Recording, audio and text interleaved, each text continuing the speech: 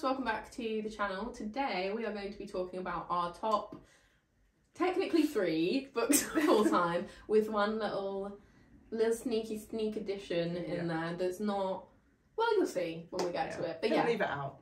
We've both got our favourite books ever, so we're going to talk about what they are, why we love them, and hopefully encourage you to read them too if you haven't read them before. Yeah.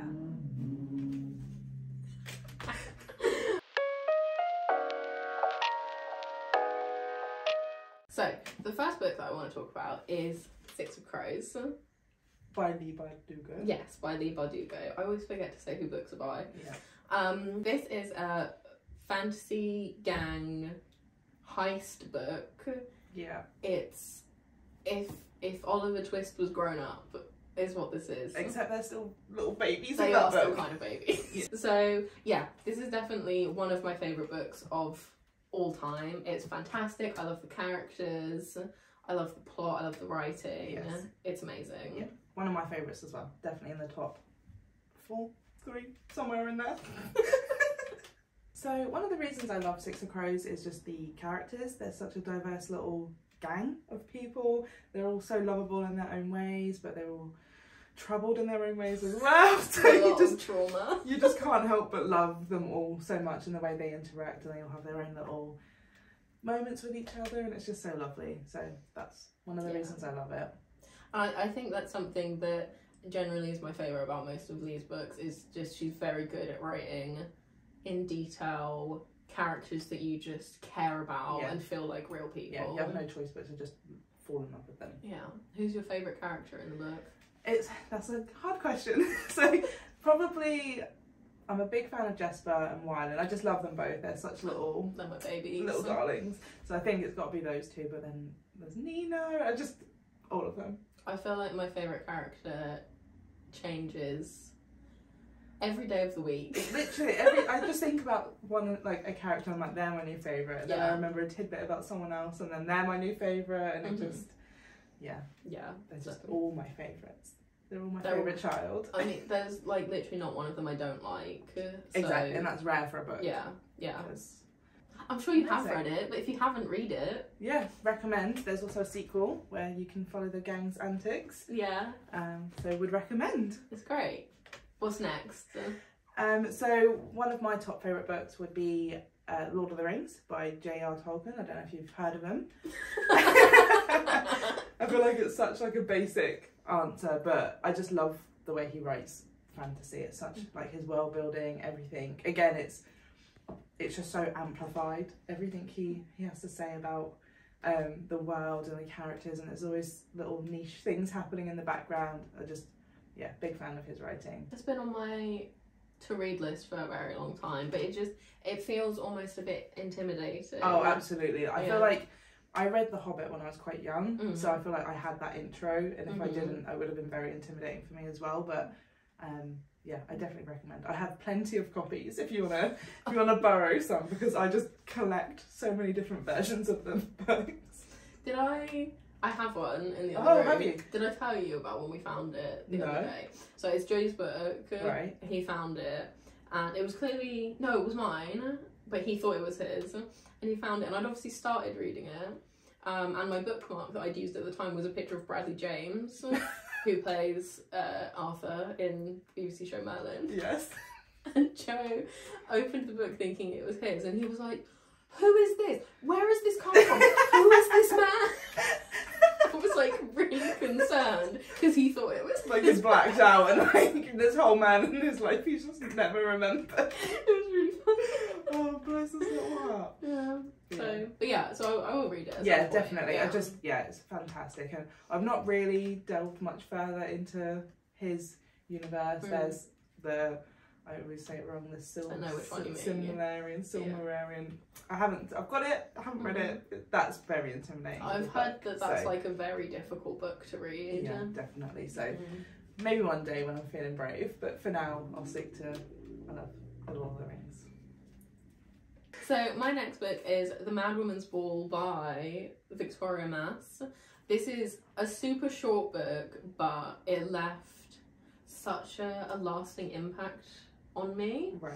So it's It's a historic fiction. Okay. It's set in France, and it focuses on two different characters, but it's mainly about it's a women's hospital, and it's like around the time of hysteria, and it's just a really good book. There's also a very good film of it, which is also actually French, which is nice if you're learning French. Sticking to the roots. Yeah. Which was very different from the book, but it's still very good. But yeah, it just had nice, strong female characters in it. But there was, you know, it had moments where you felt hopeful and empowered, but then it also had moments where you were like really sad, and it felt really. It had a lot of emotions in a very short book. It was really good. Oh, I love that. Thanks. Read it. I don't know why I keep thanking you for everything. Thank you for just inviting me here today. Thank you for talking to me. So next up on my favourite books would be Jaws by Peter Benchley. So as everyone knows, there's the famous movie Jaws about the shark. I've never heard of it. Yeah, it's a little bit underground actually, you know, hipster. But yeah, fantastic movie, but even better book. The book explores so much more in terms of kind of the Amity Island. It's very political almost. It's dealing with closing the beaches, obviously, because there's this man-eating shark, but the financial aspects of that, because it's a summer town and they need the tourists and stuff like that, and you go through the turmoil with the characters as well, and kind of the moral, what can we do and how can we like stop the shark eating people but still make money for the town. And it has kind of the scenes of kind of it's scary at parts with the shark. It comes out of nowhere, and the ending's very different to the movie, but I absolutely would recommend the book a lot more than the movie. It's very, very good.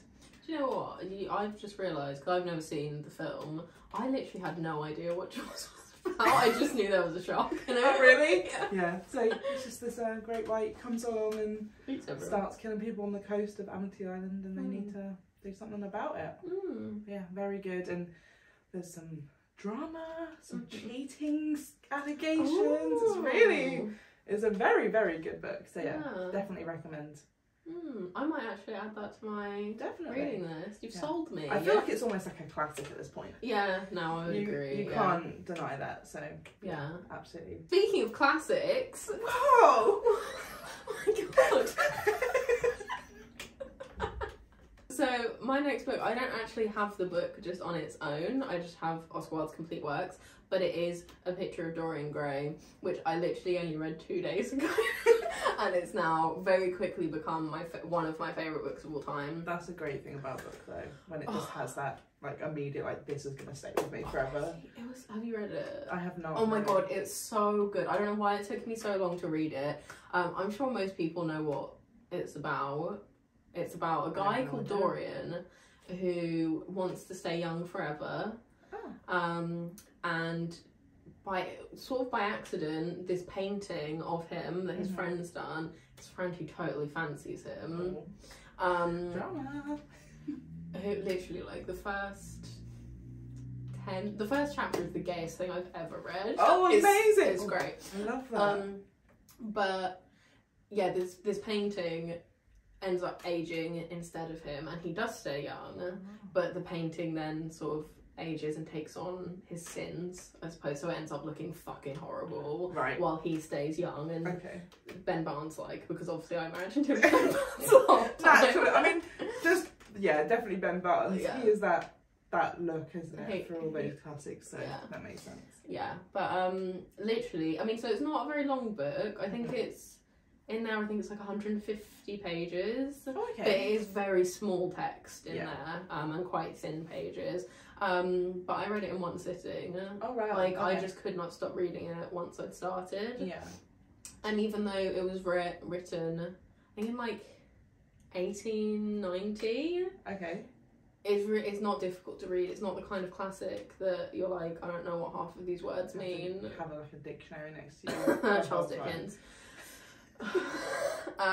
Yeah, it was still very easy to, like, there's really long sentences in some parts, but it's still very easy to follow. which is why I like sort of devoured it quite Yeah. quickly. And literally, Amazing. so many quotable bits in it. Like, even there's a character who is supposed to be awful. You're not supposed to like him, but he says such poetic shit sometimes. And I'm just like, oh, I've never wanted to highlight a book as much in my life. Really? Oh, amazing. And I think that's the only reason it took me longer to read than I would have, because I was highlighting so much of it. Yeah. Amazing. Yeah, I you love should read that. it. Say, I had no idea what that book was about. Like, Good. Oh, have you not no. seen the Ben Barnes film? No. Oh. That has completely That's slipped my... That's where all the Sirius Black edits come from, is him Really? being Ben Barnes. Oh, Not okay. being Ben Barnes, him Ben being... Barnes as Ben Barnes. is him being Dorian.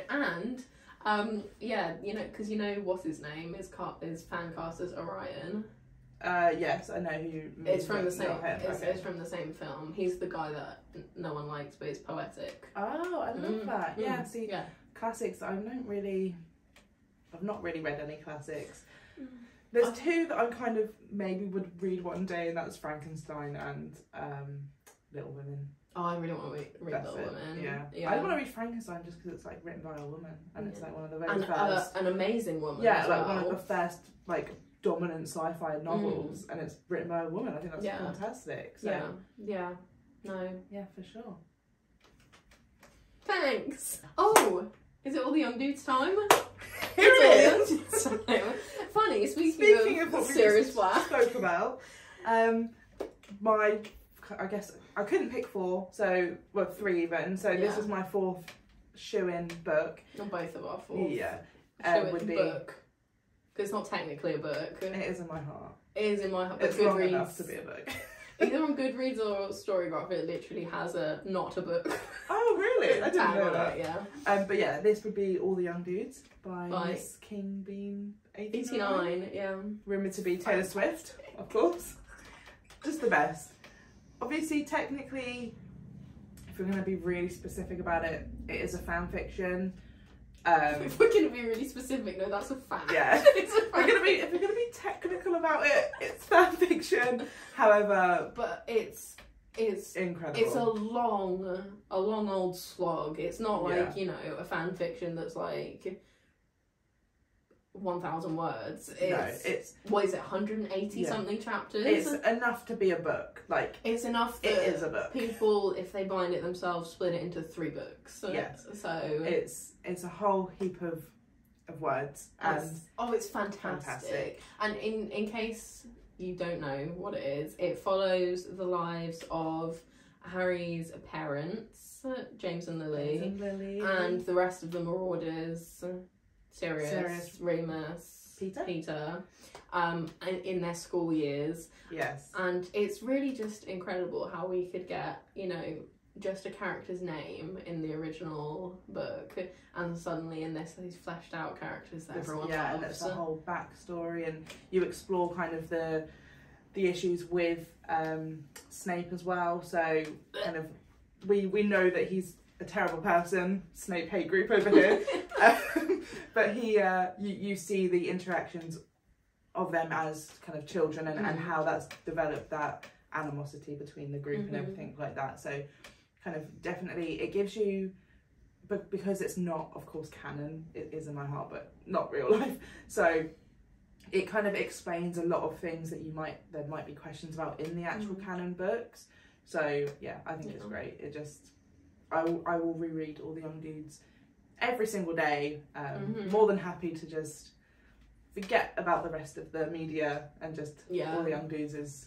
All the Young Dudes is better than the original Absolutely. books, and not written by a piece of shit. So Yeah. all in all, better. Yeah, absolutely. If that's not sold you on reading it, I don't know what will. Yeah, I'm committing to a fucking massive... Yeah, and set yourself in. It's best to read around autumn time, and just get yourself ready for some heartache. I think I read It's not an it. easy read. I think I read it around Christmassy time the first time. Yeah, same around. And that was a nice time to read it. Yeah, Quite absolutely. cozy. Cozy kind of read, but yeah, just be ready for. Oh, be ready to cry a lot because it really does. Oh. It really does tug on the heartstrings. Yeah, there's a massive range of emotions in that. Yeah. there's moments where I was like so excited and just like, yeah, it's finally happening and stuff. And then there were times where I was angry, times when I was upset. Yeah. At times when it's like, I don't want this to happen. Can we stop right here? Because it's not going to be, it's not a good outlook from now on, but yeah, absolutely. But definitely worth it, worth that emotional roller coaster. Sure. Yeah, absolutely. 10 out of 10 book. Couldn't agree more. Is that all of them? It is for now, until we read more and some find more. Absolutely. Yeah. Thank you for hanging out with us and listening to us ramble about our favourite books. Yes. Let us know in the comments what your favourite books are. If you agree or disagree with us on any of the ones that we've picked, it would be interesting to see. And yeah, we will see you soon. Yeah, see you next time. Bye. Thank you. Thank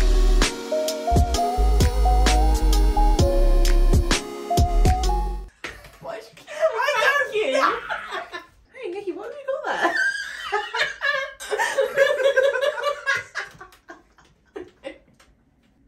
No, sure, I did probably.